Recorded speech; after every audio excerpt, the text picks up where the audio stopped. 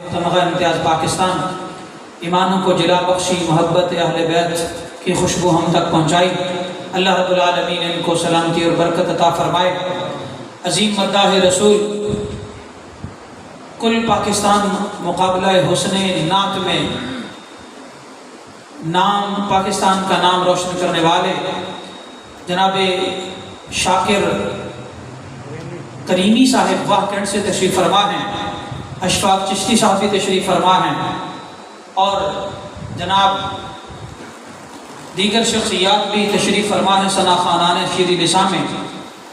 لہٰذا آئیے ایک حدیث آپ کو سناتا ہوں، اس کے بعد اگلے نعت خوان کی طرف چلتے ہیں۔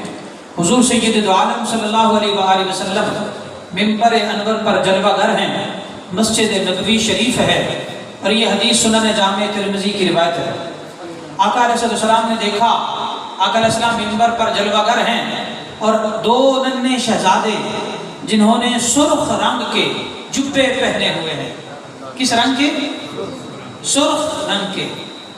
آپ نے دیکھا ہوگا یہ جو لال شہباز قلندر رحمۃ اللہ علیہ کے درویش ہوتے ہیں، یا جو حضرت بابا لال شاہ مری والے رحمۃ اللہ علیہ ان کے جو درویش ہوتے ہیں وہ لال کلر کے جبے پہنتے ہیں۔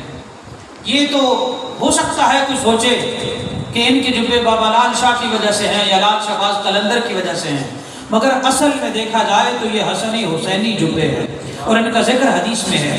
تو حضرت امام حسن حسین علیہ السلام سرخ کلر کے جبے پہنے ہوئے ہیں، ابھی بچے ہیں، اور مسجد نبوی شریف سے صحابہ کرام کی صفیں پھلانگ پھلانگ کے آگے منبر کی طرف بڑھ رہے ہیں۔ ہوتا یوں ہے کہ چونکہ چھوٹے ہیں اور جبے کھلے بھی زیادہ نہ تھے، تو امام حسن علیہ السلام ایک دفعہ جب آپ نے تھوڑا سا اپنا قدم مبارک زیادہ بڑھایا تو آپ زمین پر گر گئے اور تشریف فرما ہوئے، پھر اٹھے اور آگے آ گئے۔ اسی طرح حضرت سیدنا امام حسین علیہ السلام، آپ بھی جب آپ نے قدم مبارک آگے بڑھایا تو زمین پر تشریف لے آئے اور آپ زمین پر گر گئے۔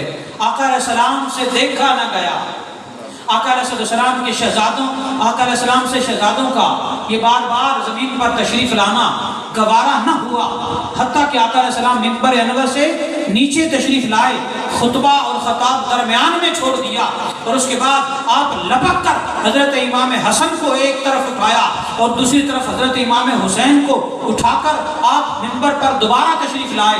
دائیں طرف حضرت امام حسن کو بٹھایا اور بائیں طرف سیدنا امام حسین علیہ السلام کو بٹھایا، بٹھا کے آقا علیہ السلام نے ان دونوں شہزادوں کی طرف اشارہ کر کے فرمایا ان الحسن والحسین سیدا شباب اہل الجنہ۔ بلند آواز سے کہہ دو سبحان اللہ۔ ان الحسن والحسین سیدا شباب اہل الجنہ۔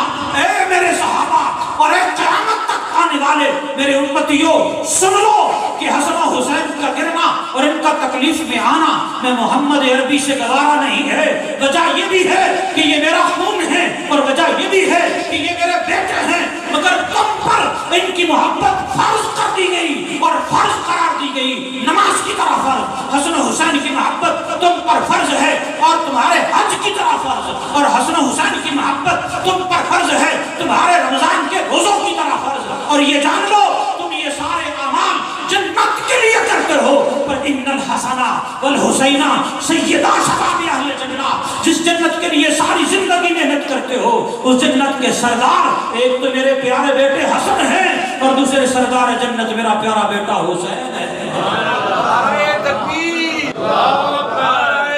کرتے ہیں کیونکہ جنتی نوجوانوں کے وہ سردار ہیں، جس کو محبت حسنین مل گئی سمجھو اس پر جنت کی مہر لگ گئی۔